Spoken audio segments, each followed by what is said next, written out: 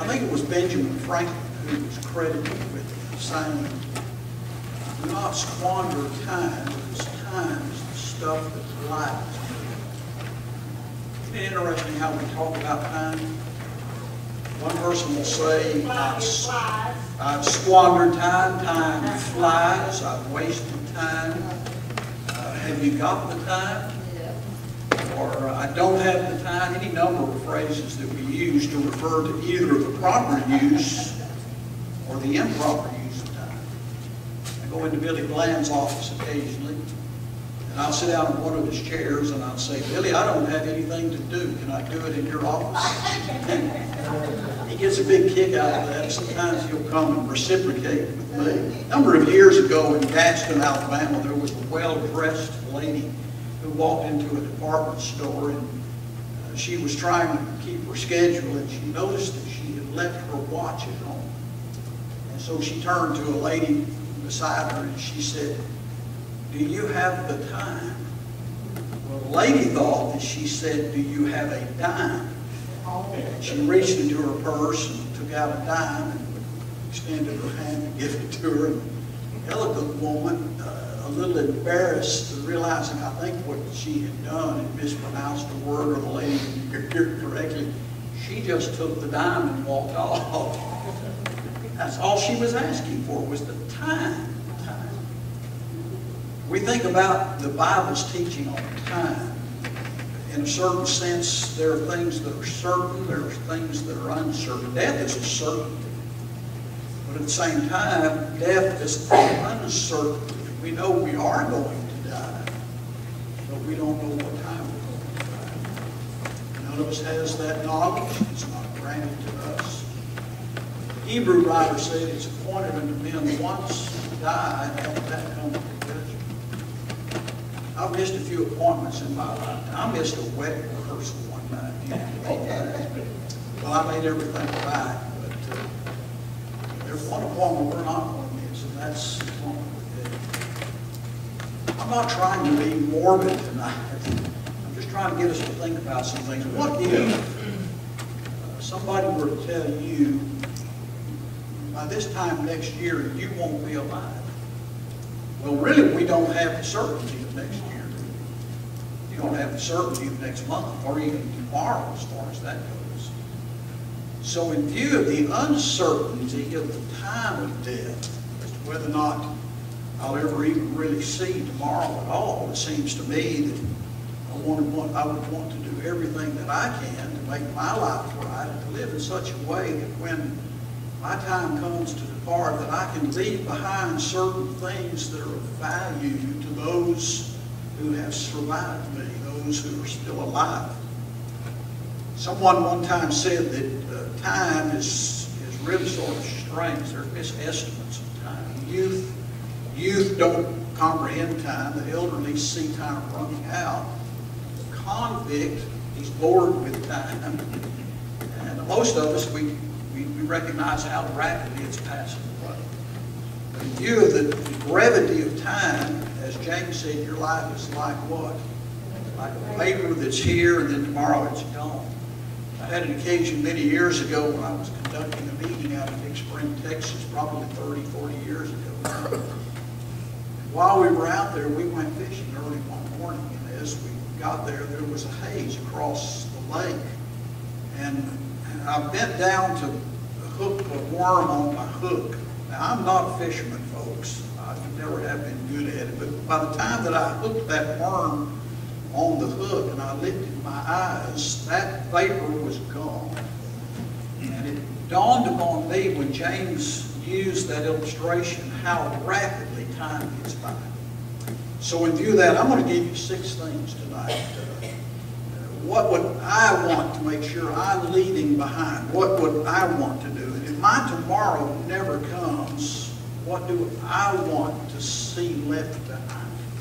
I'll give you 6 things to think about. Number 1, if tomorrow never comes, I want to be found in Christ. I want to be found in Christ. When Paul wrote to the Philippians in Philippians 3 and verse 9, Paul said his desire was to be found in Christ, in Him, and in addition to that, that he might, through faith in Christ, achieve the righteousness of Christ, to be found in Christ.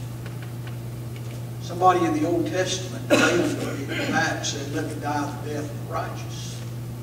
You know, you can't die the death of the righteous unless you live the life of the righteous.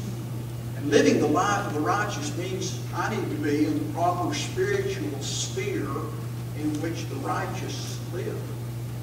I need to live in such a way that I'm identified with them. And so there is that spiritual sphere that is just as real, though it's not physical. You can't see it with the physical eye, you can't touch it, but it's just as real as this room right here. And there's a way of entrance into that spiritual sphere, and it is through baptism in Christ. I'm probably preaching to the choir, but you're familiar with passages like Romans chapter 6, verses 3 through 5, that tells us that we're baptized into Christ. Or Galatians chapter 3, verse 27, it says, "When I'm baptized into Christ, that I put on Christ." I had a debate several years ago with a denominational preacher on this very subject of the role of baptism. And one of the questions that I repeatedly asked him in a series of debates that week was, what does baptism do? What does it accomplish? And if I could ever get him to understand what baptism accomplishes, what it does, I think I would have been halfway to getting him to realize and recognize what the truth is. There is a law, it's called the law of parsimony, which essentially says, no waste, do everything to the utmost, to the best. And if you apply that to the divine nature, then everything that God does has a purpose, and it doesn't waste anything. And yet if a man is saved by faith only, as some teach, if he's saved the moment that he believes, then wherein is the purpose of baptism? What does it accomplish? And we realize when we study the Bible that baptism puts us into Christ. And so in an effort to die as the righteous, or to die with the righteous, I have to make sure that I'm in Christ, living the life of the righteous. And if my tomorrow never comes, I want to make sure that when I lay my eyes to sleep tonight, that I am in Christ. That becomes the essence of my life. And really, when you think about it, that is the very purpose for which we live. Several have used this illustration 100 years from now. What difference is it going to make what occupation you have? Only in the sense of how you influence others, no doubt. But in the final analysis, the only thing that's going to make any difference so far as you're concerned, and I'm concerned, is whether or not we are in Christ. That's where all spiritual blessings are located, Ephesians 1, verse 4. Let me give you a second thought tonight. Not only if tomorrow comes do I want to be in Christ, but if my tomorrow never comes, I want to have served faithfully in the Lord's army. Now, I selected the word army for a reason. I could have said I want to be found faithfully serving in God's vineyard, being a servant in His house. All of that's equivalent. But I selected this word army for a particular reason. Paul wrote to Timothy in 2 Timothy chapter 2, verses 2 and 3. He said that we are to take the things that we have learned, and we are to commit those to faithful witnesses, who then shall be able to teach others also. And then that third verse, Paul makes this observation. He said, if any man suffer as a Christian, if any man suffer as a soldier of Christ, he's going to be a soldier of Christ. He doesn't become entangled in the things of this world. But instead, he seeks to please the one who hath enrolled him in that service. I can't think of any better words to hear on the judgment day than to hear my Lord say, well done, good and faithful servant. Thou hast been faithful over a few things. I will make you ruler over many things. Enter thou into the joys of thy Lord. I can't imagine any words better than that, can you? And so when I contemplate about my tomorrow, if my tomorrow never comes, I want to be a faithful soldier in the army. And the point to emphasize is this. A soldier is one who has donned the proper armor and he's gone forth picking up the sword of the Spirit in an offensive battle against the enemy. Not that he wants to be offensive in the sense that he's rude or he's unkind, but in the sense that he's marching forward with the sword of the Spirit. Too many times we don the armor, but we never pick up the sword. And we never go forward. So when I think about my tomorrows, if my tomorrow never comes, I want to be a soldier, be found as a soldier, having fulfilled my responsibilities to Christ. I have to have the courage, the boldness, the determination that I'm going to be a part of God's fighting machine that determines we're going to defend the truth while at the same time repelling all the darts of the evil one and slaying every enemy that opposes the cause of Christ. If my tomorrow never comes, I want to make sure that I am a soldier in the Lord's army, fulfilling my purpose and fulfilling my duty. Now let me give you a third thing, and this is very closely related to this, but there's a little bit of difference. There's a shade of difference here. If my tomorrow never comes, I want to die in the service of my Lord.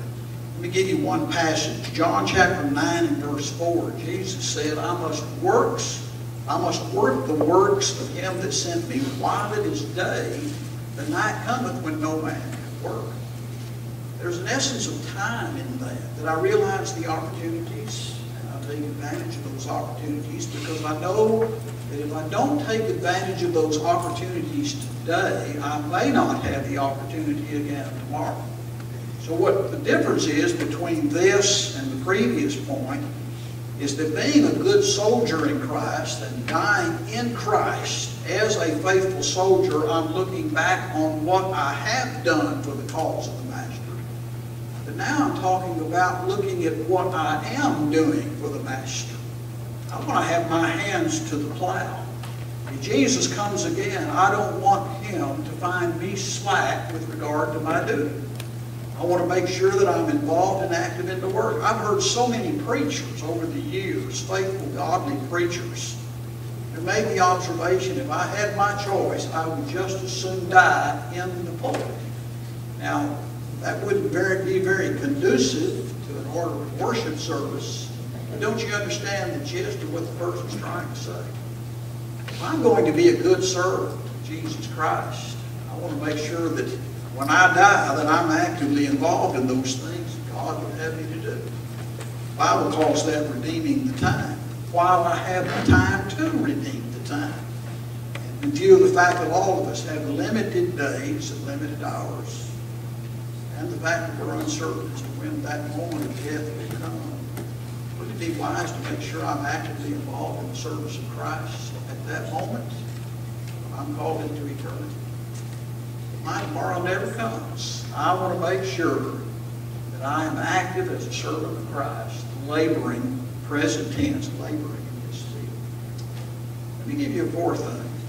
If tomorrow never comes, I want my family and my friends to know that I love them and that I want to leave them a good example to follow.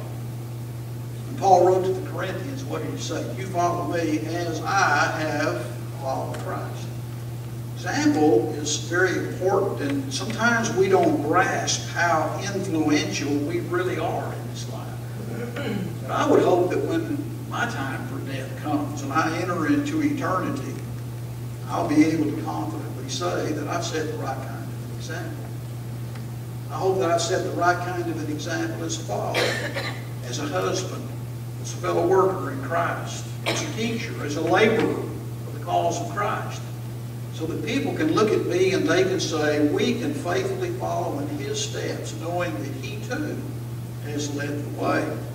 The Bible has given us numerous examples of men and women who were faithful, godly servants. The Old Testament is literally filled with the good and the bad. Those that we are to imitate, those that we are not to imitate. But how many of us really are influenced more by the people we see every day in our social interaction with each other that render such a great influence on our lives? What are you saying to that person who usually sits next to you in the pew when you miss regularly? Are you not saying, it's not really that important? What does my example say to those when I'm engaged in other things, sitting in the pew while worship is taking place, but I'm not really engaging the mind and the heart of the worship itself? That's a bad example. A lot of times, example will influence another to do something. Even our words themselves cannot cause a person to do or to follow. My tomorrow never comes. I want to make sure that I've left behind the right kind of an example that says to others, I love my family, I love the church, I love the cause of Christ. Let me give you a fifth. Number 5, if tomorrow never comes, I want to be able to leave this world having left a good name. Brother Joe Gilmore was a close friend of mine. We had lots of occasions to spend time together. He owned some oil wells in central Oklahoma, and I was preaching in central Oklahoma. So our acquaintance became rather close over the years, and I would go whenever I could to listen to him at the gospel meeting. And he had one lesson that he really enjoyed giving. It was along this same line, but one of the points in that lesson was, I want to leave a good name to my children. I don't know if you recognize the name Bill Gaither or not. He's actually written a number of spiritual hymnals. Some of those appear in this songbook here, but he was also a very avid writer and penman, and he used to write columns for various newspapers across the country. He was a syndicated columnist. And in one particular story he told of when he was very young, he and his wife had just got married, and they had moved back to his hometown in Indiana. And he wanted to buy some land in that hometown, but most of the land in that area was owned by a retired banker, a 93-year-old retired banker. And Mr. Gaither decided he wanted to approach the man to see if he could buy some land. People discouraged him. He's not going to sell you any land. He said it's used to feed the cows, and he lets the farmers let their cows run wild and graze on the land. But he decided he could go see Mr. Gaither, Mr. Ewell anyway. And so he made an appointment, went to the bank. The man stayed at the bank a couple of hours every day, and he walked in and he introduced himself, said his name was Bill Gaither, and he was interested in buying some land from him. And the banker responded like this. He said, nope. He said, I don't sell any of my land. I give it to the farmers for their cows to feed on. Well, he said, well, from what I understand, you own a lot of land, and all I want is something like about 15 acres. And Mr. Ewell, the banker, said, what did you say your name was? And he said, my name is Bill Gaither. The banker sat back and he thought for a minute, and he said, you know, I used to know a Gaither. He was one of the hardest working hands on my farm. He gave his first name, and Bill Gaither said, that was my granddad. So the banker thought for a minute. He said, let me think about it, and you come back in a couple of days. And so when Bill Gaither came back, the fellow said, I had the land to praise, $3,800. Bill Gaither thought to himself, $3,800 an acre? He was envisioning something like $60,000, $65,000. There's no way he could afford that. Until the banker said, 15 acres for $3,800. He was influenced to cut that special price to that young man because of the good name of his grandfather. 30 years came and went. Bill Gaither was telling about after his son had grown up and they were walking across the pasture land. And he said to his son, you know, this land was given to us, granted to us in a very special way. And you can thank your great-grandfather, whom you never met, for influencing the man who sold us this land, the value of a good name. The proverb writer said something like that, didn't he? A good name is far better than riches and gold. Indeed it is. We need to live in such a way that we leave a good name behind. When others hear our name, they'll be able to say that was a good person, a good man. When I was in high school, I had an occasion to go off on some event. And my dad was, he was sort of very kind. Very many times he was very strict. But on this occasion, he wanted to teach me a lesson. And he said, I'll grant permission for you to go if you remember this, that you're wearing the name of Waycaster. And if you discredit that in any way, he said, it'll come back and haunt you. You know, I never made it to that occasion. I gave serious thought to what Dad said. My tomorrow never comes. I want to make sure that I'm leaving behind my family, to my family, a good name. Now, how do you get a good name? It comes from good character, does it not? Turn over to Psalms chapter 15. There's some beautiful lessons in the Psalms, which in a very real way deal with practical living. I've learned through my study of the Psalms and writing on the Psalms that we need to be spending more time in these little devotions that David left to us, and some other writers as well. I want you to listen to what David writes in the 15th Psalm. I'm going to read all the verses because there's not very many, and then I want to make an observation. Jehovah, who shall sojourn in thy tabernacle? Who shall dwell in thy holy hill? He that walketh uprightly and worketh righteousness, speaketh truth in his heart, slandereth not with his tongue, or doeth evil to his friend, nor taketh up a reproach against his neighbor, in whose eyes a reprobate is despised, but who honoreth them that fear Jehovah. He that sweareth to his own hurt, and changeth not, he that putteth not out his money to interest, or taketh reward against the innocent, he that doeth these things shall never be moved.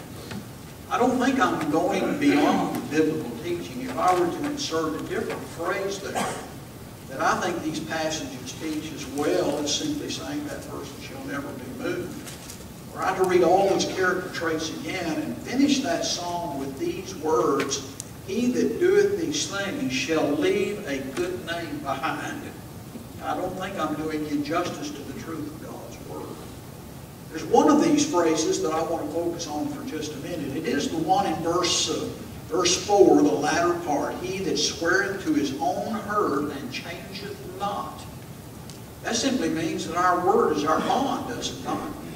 Sometimes we make a promise, we shake a hand on a deal, we say we're going to follow through with it. Before you could ever get to the title office or to the bank, something goes sour with that. And maybe you would be at a better advantage to sell it to somebody else. But the point is, your word is your bond. He that sweareth to his own hurt and changeth not. Now, that doesn't mean that if you learn something is morally wrong, you don't follow through with it. I'm talking about all of the factors being equal. But when I do all of that, I'm leaving a good name behind, am I not? And the psalmist writer was saying, you build character, and if my tomorrow never comes, I want to make sure that I have left a good name behind, don't you? I want people to be able to speak well of me. Number 6, if my tomorrow never comes, I want to have made some difference for good in my world. I think it was Ezra, when he was praying to God, he said, remember me for good. Well, we could remember people from the bad, could we not, if we chose to. And some people, that's all they can be remembered for. But I've always found it quite interesting that even at the funeral of someone who's not really known for being upright in the community, we say things that are good about that person. Very seldom do they focus on the bad.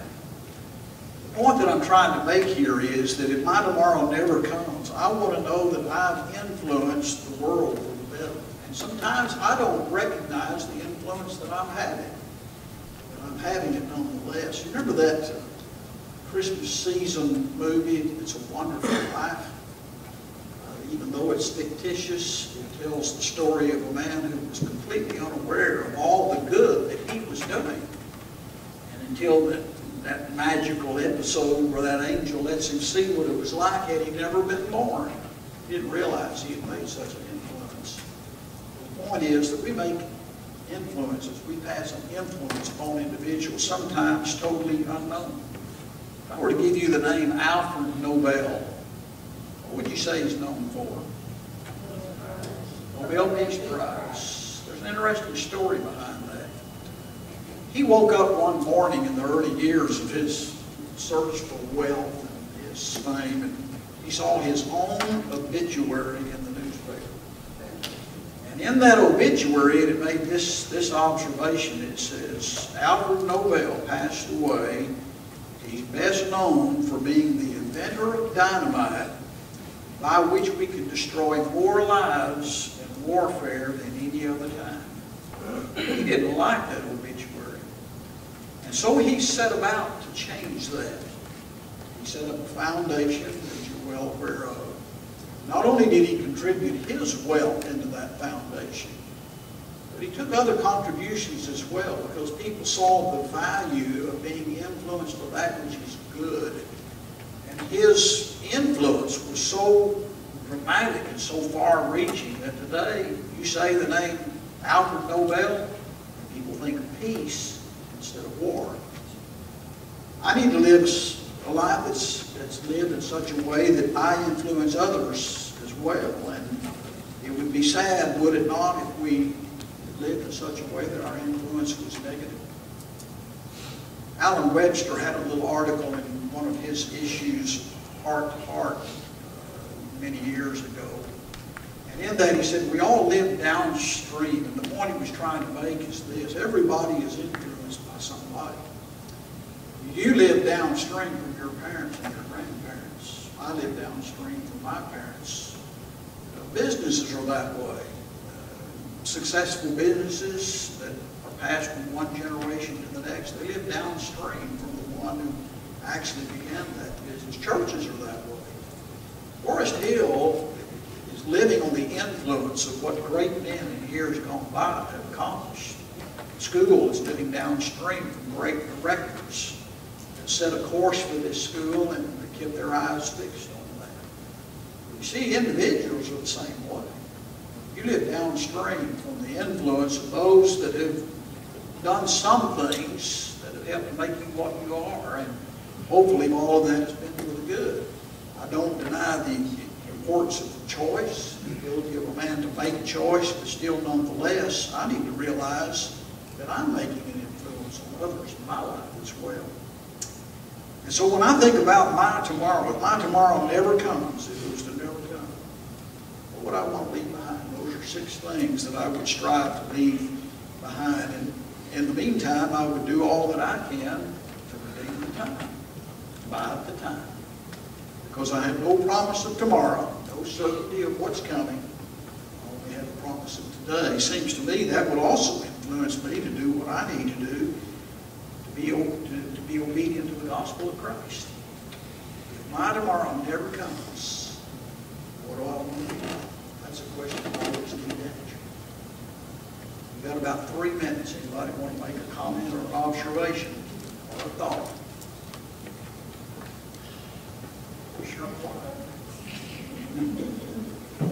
Thank you very much for your attention. I want to give you those 2 minutes back.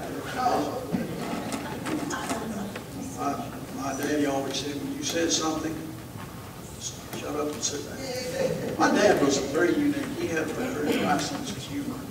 Sometimes he would say to me something along this line. He said, people do a lot of things in life and they achieve a lot of things, but most of them aren't very significant. And that time with this lesson as well. Thank you for your attention.